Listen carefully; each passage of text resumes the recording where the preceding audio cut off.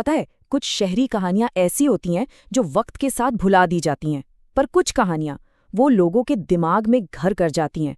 बस नंबर 375 की कहानी बीजिंग की एक ऐसी ही दिल दहला देने वाली दास्तां है जो 1995 में शुरू हुई और आज भी लोगों को डराती है। तो ये सब शुरू हुआ एक ऐसी खोज से जिसने पुलिस वालों को भी चकराकर रख दिया। सोचिए, एक सिटी बस अपने तय रास्ते से करीब 100 किलोमीटर दूर एक नहर में डूबी हुई मिलती है। सवाल ये था कि आखिर ये वहां पहुंची कैसे? लेकिन ये तो कुछ भी नहीं था। असली खौफ तो तब फैला जब उस बस का फ्यूल टैंक खोला गया। उसमें डीजल की जगह इंसानी खून भरा हुआ था, लबालब। इस एक बात ने एक ऐसे रहस्य को जन्म दे दिया जिसका जवाब किसी के पास नहीं था। आखिर उस रात हुआ क्या था? ये समझने के लिए हमें 2 दिन पीछे चलना होगा, बीजिंग की एक बहुत ही ठंडी और बारिश वाली रात में। रूट 375 उस रात की आखिरी बस थी। खराब मौसम की वजह से सड़कें पूरी तरह सुनसान थीं और बस कुछ गिने चुने लोग ही घर जाने के लिए उस बस का इंतजार कर रहे थे। तो उस बस में ड्राइवर और कंडक्टर को मिलाकर कुल 5 लोग थे। एक नौजवान, एक बुजुर्ग औरत और एक कपिल। सब कुछ बिल्कुल नॉर्मल लग रहा था, एक आम रात का आखिरी सफर। लेकिन ये सफर नॉर्मल नहीं रहने वाला था। बस जैसे ही एक सुनसान और घने अंधेरे वाले इलाके से गुजर रही थी, ड्राइवर ने अचानक ब्रेक लगाए। सड़क के किनारे 3 लोग बस का इंतजार कर रहे थे। ये कोई आम लोग नहीं थे। उन्होंने सदियों पुराने पारंपरिक चीनी कपड़े पहने हुए थे और एक अजीब सी खामोशी के साथ बस में चढ़े, जैसे उनकी अपनी कोई आवाज ही ना हो। और उनके बस में कदम रखते ही मानो पूरा माहौल ही बदल गया। हवा में एक भारीपन सा आ गया और एक सड़ी हुई सी गंध पूरी बस में फैल गई, जिसे बस में बैठी बूढ़ी औरत ने फौरन महसूस कर लिया। उस बुजुर्ग औरत के कान खड़े हो गए। वो उन तीनों को बहुत गौर से देखने लगी और बहुत जल्द उन्हें कुछ ऐसा नजर आया जो हकीकत से परे था। तभी बस की एक खुली खिड़की से हवा का एक तेज झोंका अंदर आया और उस झोंके से उन तीनों के लिबास उड़ने लगे।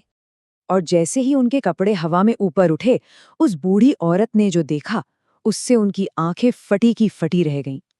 वो तीनों जमीन पर खड़े नहीं थे, बल्कि फर्श से कुछ इंच ऊपर हवा में तैर रहे थे।